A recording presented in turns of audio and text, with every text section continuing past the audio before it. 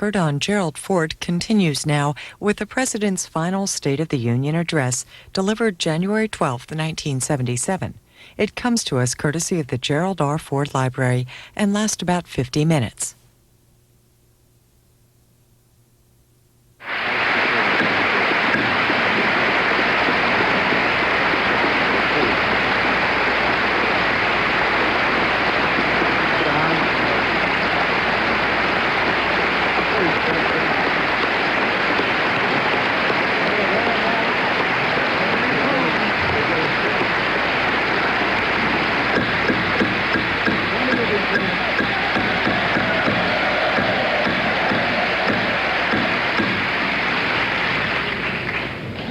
Members of the Congress, I have the great pleasure, the high privilege, and this distinct honor, I might say personal honor, to present to you an old friend, the President of the United States.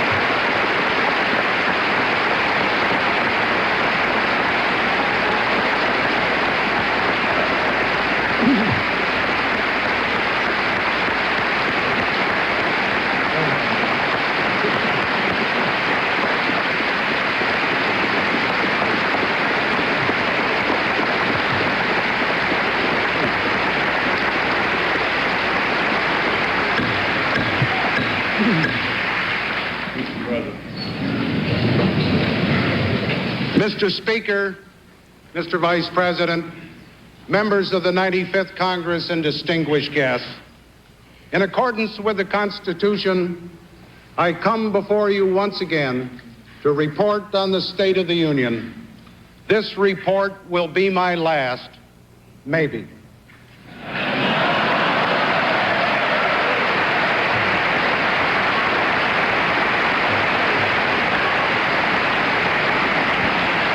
But for the Union, it is only the first of such reports in our third century of independence, the close of which none of us will ever see. We can be confident, however, that 100 years from now, a freely elected president will come before a freely elected Congress, chosen to renew our great republic's pledge to the government of the people, by the people, and for the people.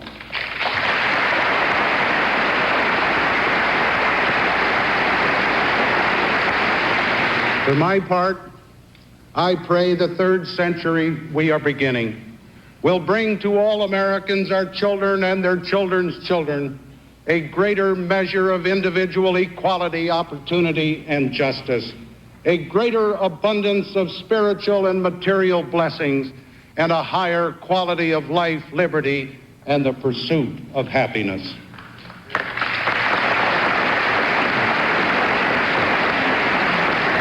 The State of the Union is a measurement of the many elements of which it is composed. A political union of diverse states, an economic union of varying interests, an intellectual union of common convictions, and a moral union of immutable ideals. Taken in sum, I can report that the State of the Union is good. There is room for improvement as always. But today we have a more perfect union than when my stewardship began.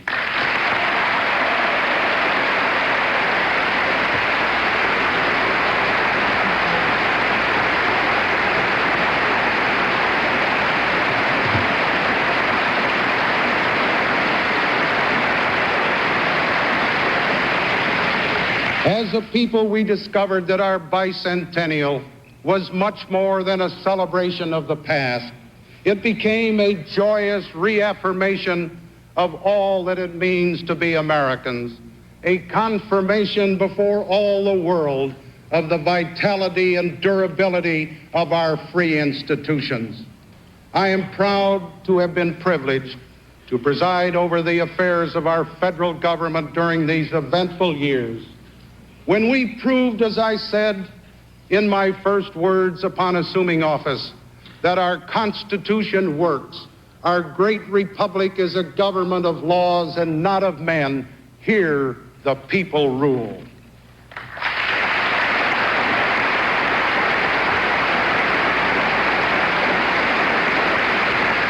The people have spoken. They have chosen a new president and a new Congress to work their will. I congratulate you, particularly the new members, as sincerely as I did President-elect Carter. In a few days, it will be his duty to outline for you his priorities and legislative recommendations. Tonight, I will not infringe on that responsibility, but rather wish him the very best in all that is good for our country.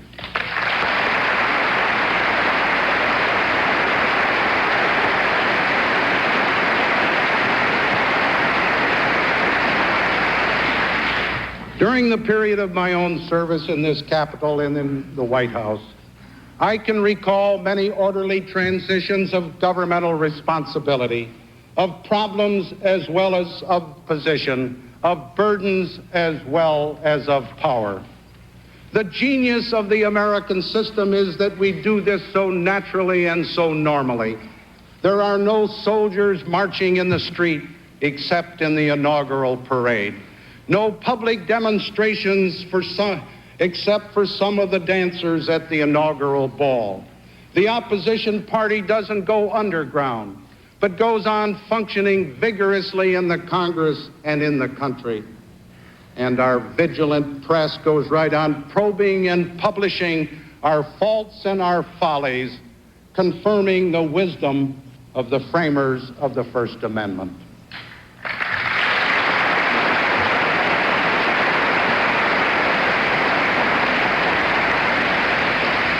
Because the transfer of authority in our form of government affects the state of the Union and of the world, I am happy to report to you that the current transition is proceeding very well. I was determined that it should. I wanted the new president to get off on an easier start than I had.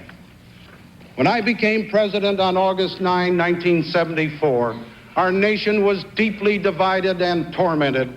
In rapid succession, the vice president and the president had resigned in disgrace. We were still struggling with the after effects of a long, unpopular, and bloody war in Southeast Asia. The economy was unstable and racing toward the worst recession in 40 years. People were losing jobs. The cost of living was soaring. The Congress and the chief executive were at loggerheads. The integrity of our constitutional process and other institutions was being questioned.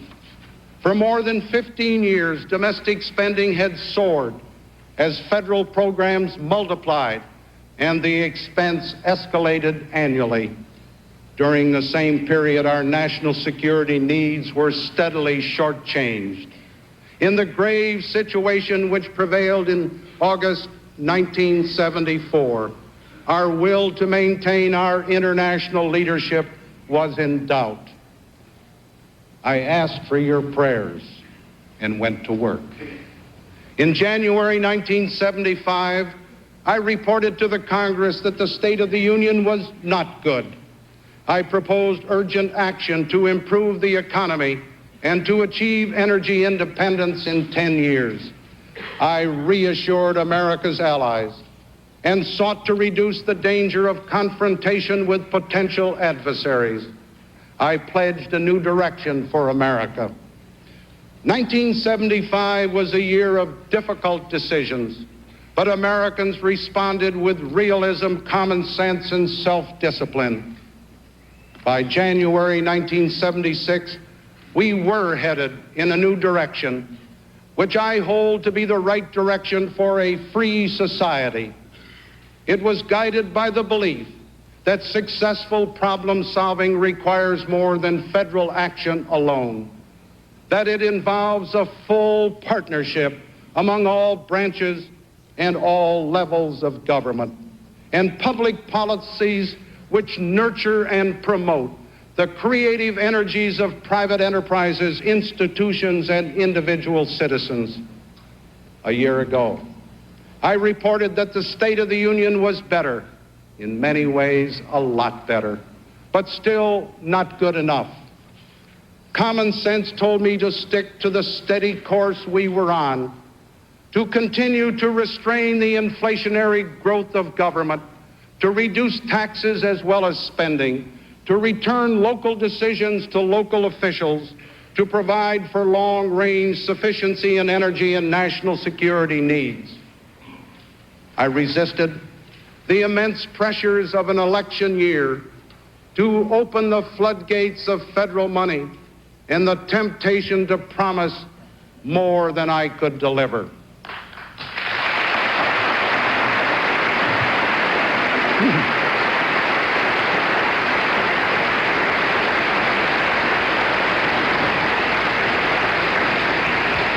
I told it as it was to the American people and demonstrated to the world that in our spirited political competition, as in this chamber, Americans can disagree without being disagreeable.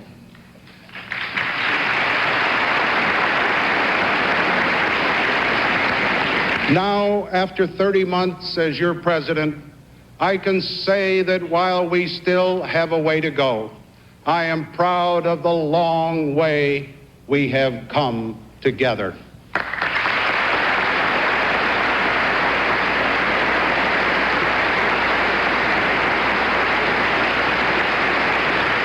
I am proud of the part I have had in rebuilding confidence in the presidency, confidence in our free system, and confidence in our future.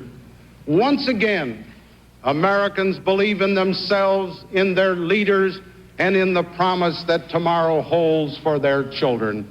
I am proud that today America is at peace. None of our sons are fighting and dying in battle anywhere in the world. And the chance for peace among all nations is improved by our determination to honor our vital commitments in defense of peace and freedom.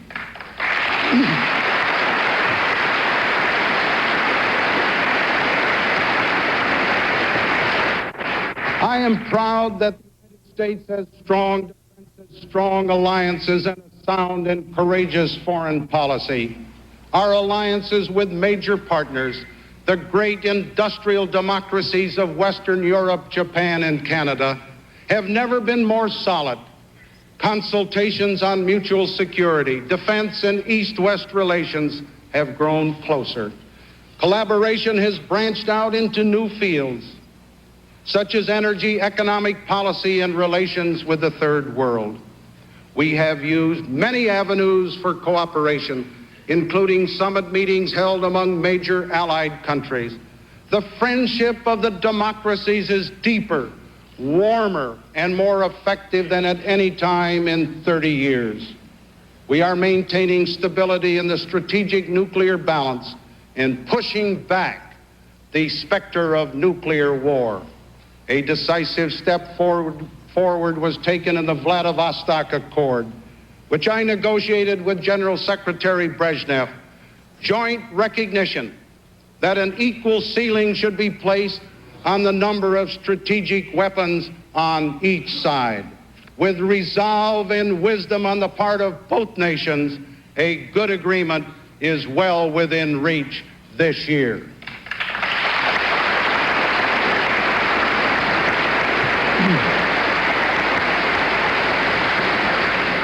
The framework for peace in the Middle East has been built. Hope for future progress in the Middle East were stirred by the historic agreements we reached and the trust and confidence that we formed. Thanks to American leadership, the prospects for peace in the Middle East are brighter than they have been in 3 decades. The Arab states and Israel continue to look to us to lead them from confrontation and war to a new era of accommodation and peace. We have but no alternative but to persevere, and I'm sure we will.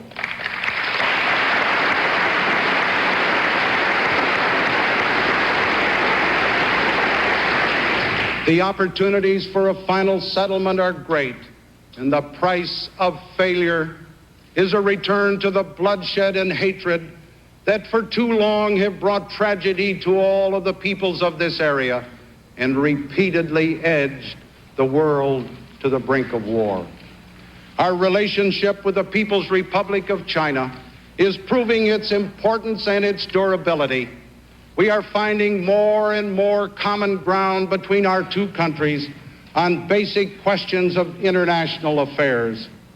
In my 2 trips to Asia as president, we have reaffirmed America's continuing vital interest in the peace and security of Asia and the Pacific Basin, established a new partnership with Japan, confirmed our dedication to the security of Korea, and reinforced our ties with the free nations of Southeast Asia. An historic dialogue has begun between industrial nations and developing nations. Most proposals on the table are the initiatives of the United States, including those on food, energy, technology, trade, investment, and commodities. We are well launched on this process of shaping positive and reliable economic relations between rich nations and poor nations over the long term. We have made progress in trade negotiations and avoided protectionism during recession. We strengthened the international monetary system. During the past 2 years, the free world's most important economic powers have already brought about important changes that serve both developed and developing economies.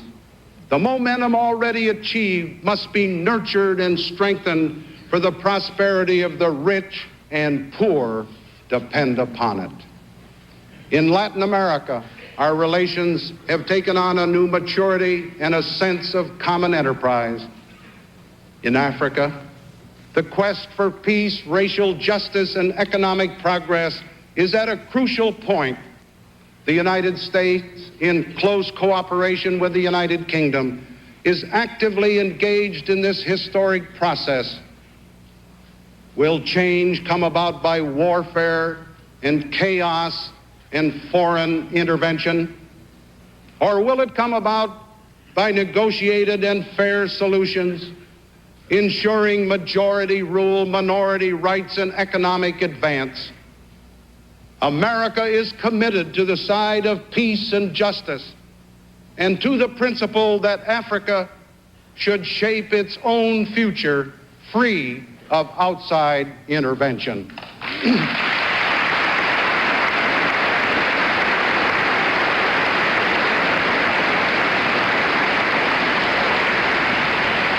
American leadership has helped to stimulate new international efforts to stem the proliferation of nuclear weapons and to shape a comprehensive treaty governing the use of oceans. I am gratified by these accomplishments. They constitute a record of broad success for America and for the peace and prosperity of all mankind. This administration leaves to its successor a world in better condition than we found. We leave as well a solid foundation for progress on a range of issues that are vital to the well-being of America. What has been achieved in the field of foreign affairs and what can be accomplished by the new administration demonstrate the genius of Americans working together for the common good. It is this, our remarkable ability to work together, that has made us a unique nation. It is Congress, the President, and the people striving for a better world. I know all patriotic Americans want this nation's foreign policy to succeed. I urge members of my party in this Congress to give the new president loyal support in this area.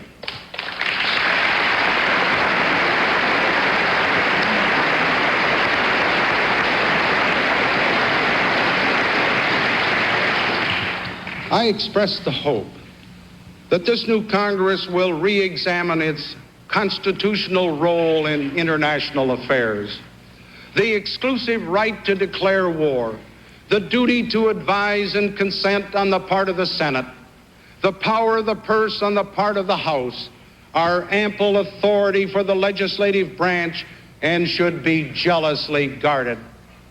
But because we may have been too careless of these powers in the past, does not justify congressional intrusion into or obstruction of the proper exercise of presidential responsibilities now or in the future.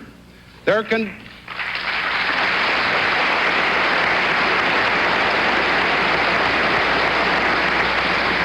can be only one commander-in-chief. In these times, crises cannot be managed and wars cannot be waged by committee. Nor can peace be pursued solely by parliamentary debate. To the ears of the world, the President speaks for the nation.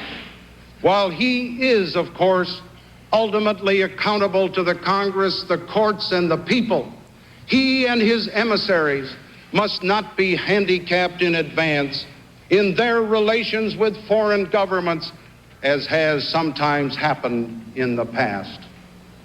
At home, I am encouraged by the nation's recovery from the recession and our steady return to sound economic growth.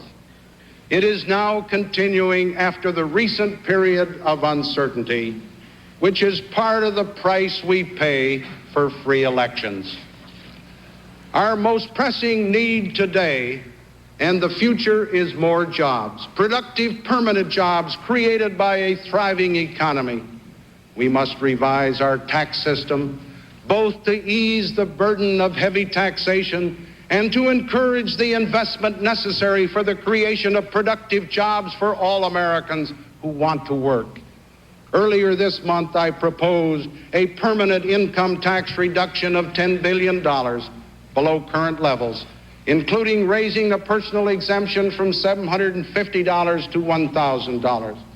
I also recommended a series of measures to stimulate investment, such as accelerated depreciation for new plants and equipment in areas of high unemployment, a reduction in the corporate tax rate from 48 to 46%, and eliminating the present double taxation of dividends. I strongly urge the Congress to pass these measures to help create the productive permanent jobs in the private economy that are so essential for our future. All the basic trends are good. We're not on the brink of another recession or economic disaster. If we follow prudent policies that encourage productive investment and discourage destructive inflation, we will come out on top, and I'm sure we will.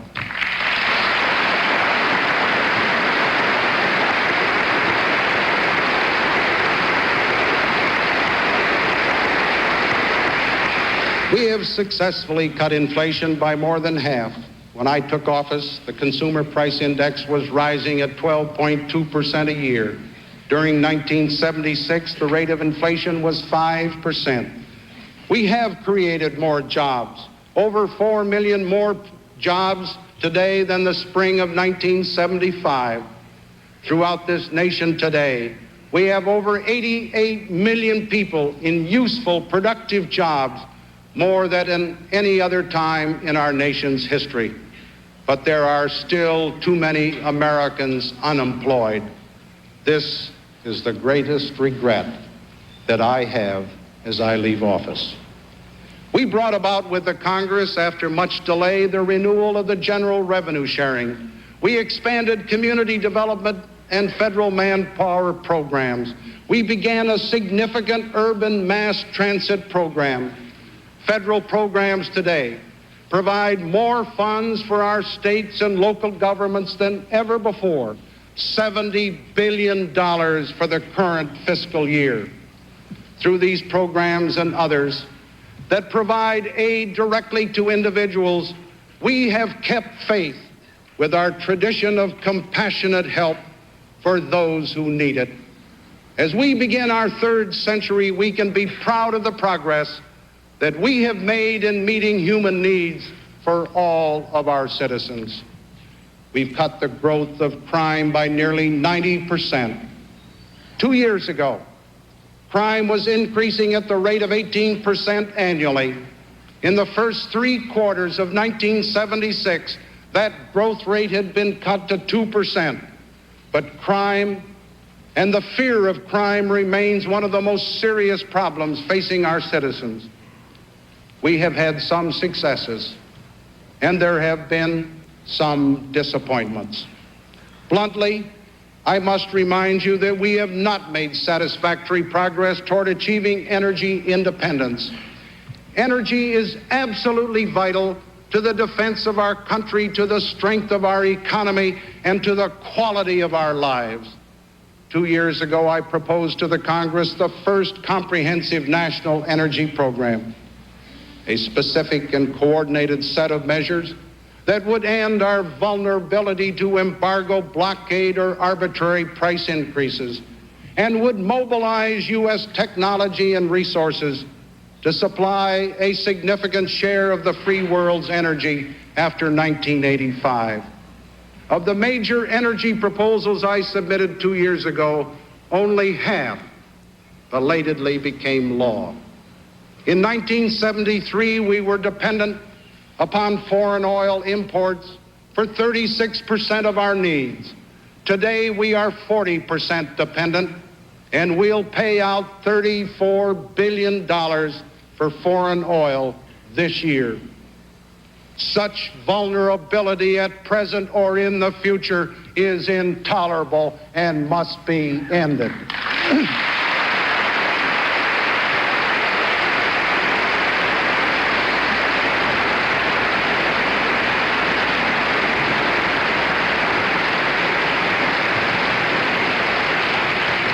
The answer to where we stand on our national energy effort today reminds me of the old argument about whether the tank is half full or half empty.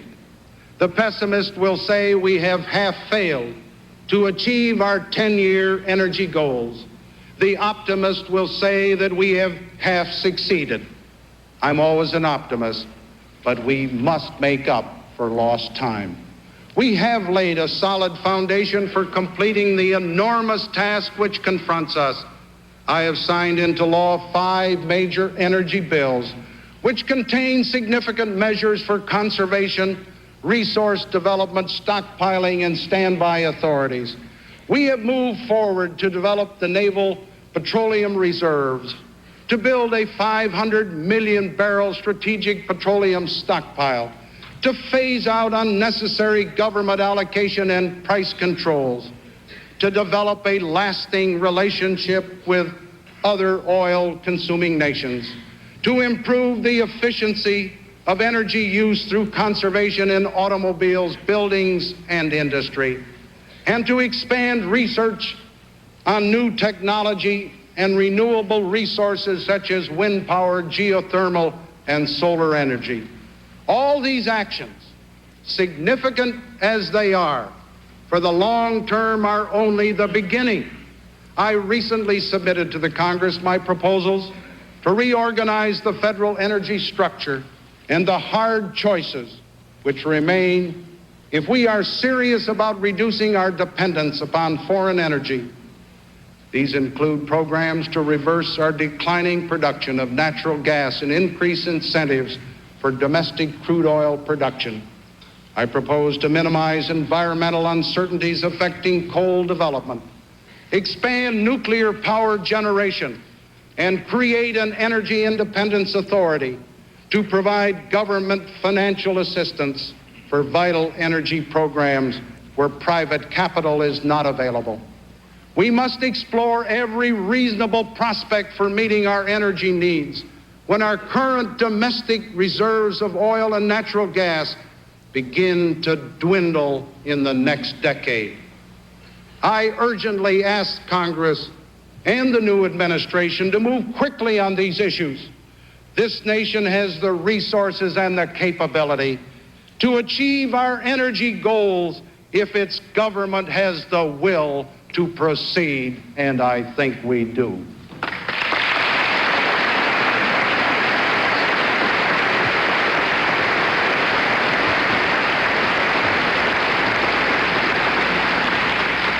I have been disappointed by inability to complete many of the meaningful organizational reforms which I contemplated for the federal government, although a start has been made. For example, the federal judicial system has long served as a model for other courts. But today it is threatened by a shortage of qualified federal judges and an explosion of litigation claiming federal jurisdiction.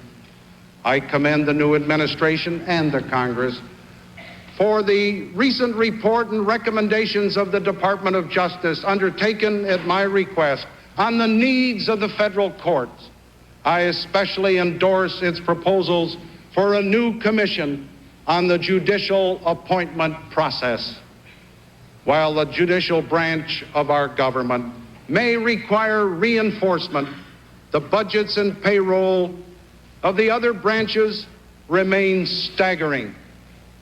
I cannot help but observe that while the White House staff and the executive office of the president have been reduced and the total number of civilians in the executive branch contained during the 1970s, the legislative branch has increased substantially, although the membership of the Congress remains at 535. Congress now costs the taxpayers more than $1 million per member. The whole legislative budget has passed the $1 billion mark. I set out to reduce the growth in the size and spending of the federal government, but no president can accomplish this alone.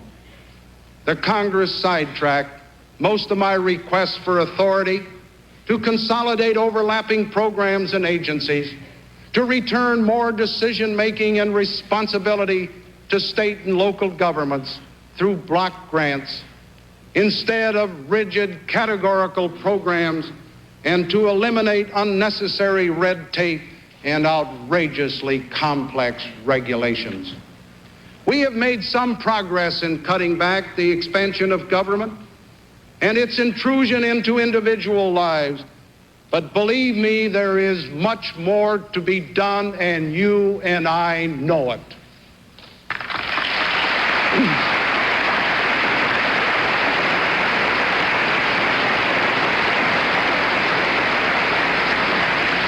It can only be done by tough and temporarily painful surgery by a Congress as prepared as the president to face up to this very real political problem. Again, I wish my successor, working with a substantial majority of his own party, the best of success in reforming the costly and cumbersome machinery of the federal government. The task of self-government is never finished. The problems are great. The opportunities are greater. America's first goal is and always will be peace with honor. America must remain first in keeping peace in the world. We can remain first in peace only if we are never second in defense.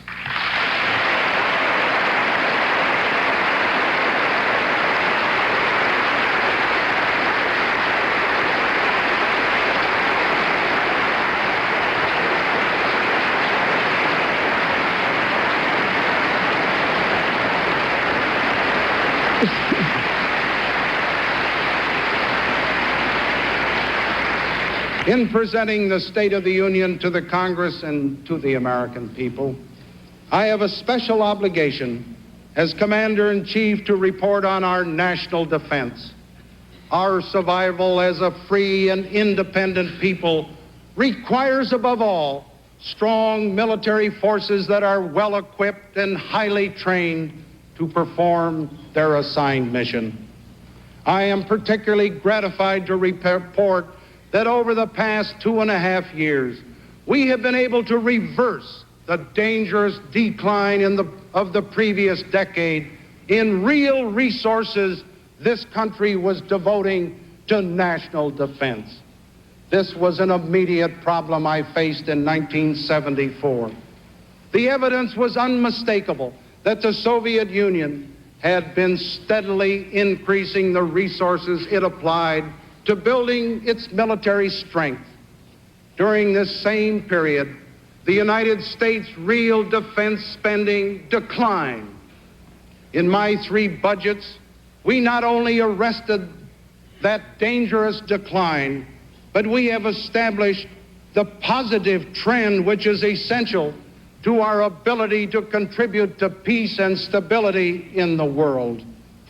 The Vietnam War, both materially and psychologically, affected our overall defense posture. The dangerous anti-military sentiment discouraged defense spending and unfairly disparaged the men and women who serve in our armed forces.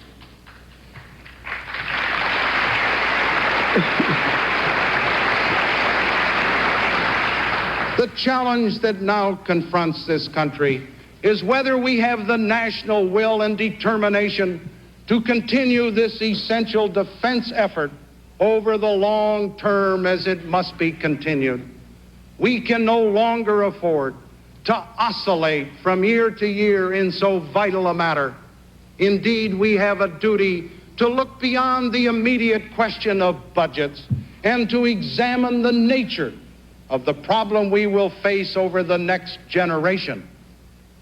I am the first recent president able to address long-term basic issues without the burden of Vietnam.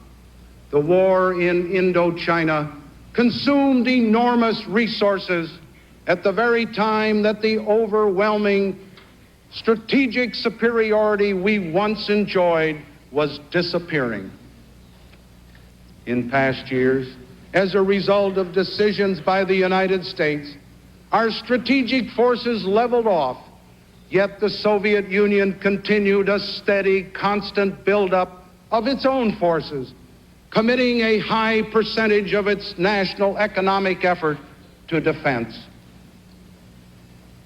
The United States can never tolerate a shift in strategic balance against us, or even a situation where the American people or our allies believe the balance is shifting against us. The United States would risk the most serious political consequences if the world came to believe that our adversaries have a decisive margin of superiority. To maintain a strategic balance, we must look ahead to the 1980s and beyond. The sophistication of modern weapons requires that we make decisions now if we are to ensure our security 10 years from now.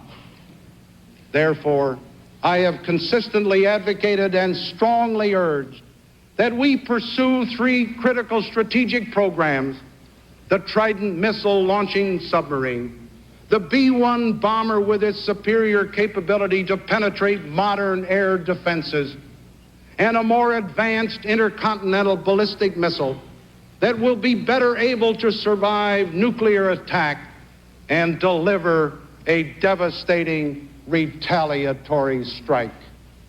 In an era where the strategic nuclear forces are in rough equilibrium, the risks of conflict below the nuclear threshold may grow more perilous.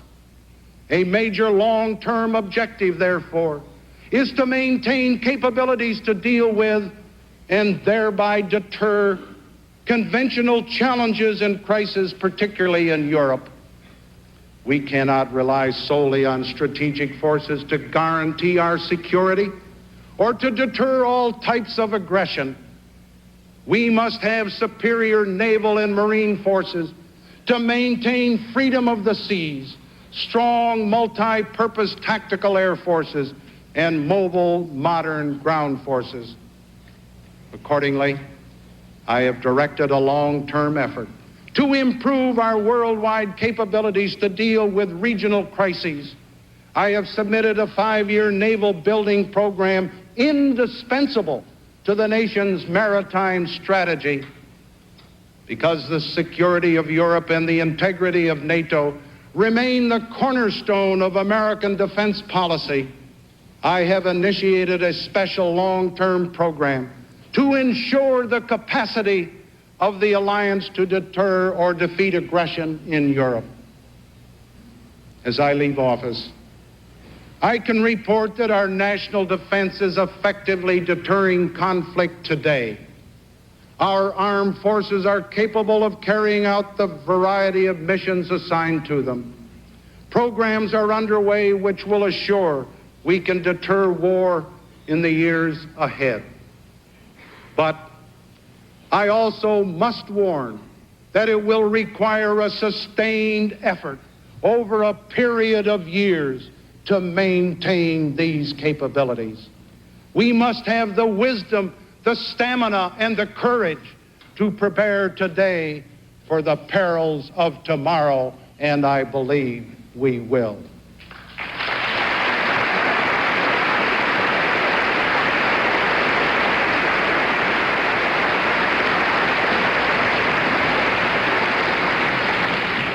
As I look to the future, and I assure you I intend to go on doing that for a good many years,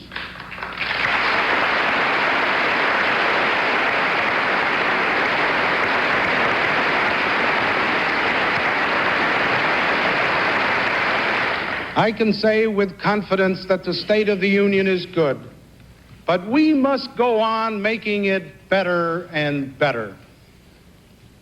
This gathering symbolizes the constitutional foundation, which makes continued progress possible, synchronizing the skills of 3 independent branches of government, reserving fundamental sovereignty to the people of this great land. It is only as the temporary representatives and servants of the people that we meet here. We bring no hereditary status or gift of infallibility, and none follows us from this place. Like President Washington, like the more fortunate of his successors, I look forward to the status of private citizen with gladness and gratitude.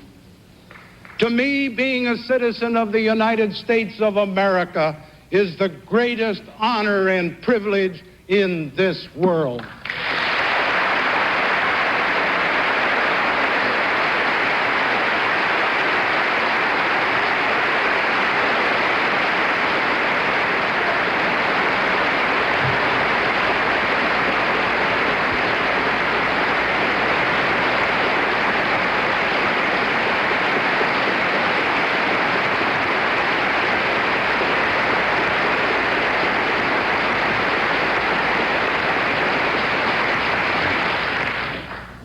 From the opportunities which fate and my fellow citizens have given me, as a member of the House, as Vice President and President of the Senate, and as President of all the people, I have come to understand and place the highest value on the checks and balances which our founders imposed on government through the separation of powers among co-equal legislative, executive, and judicial branches.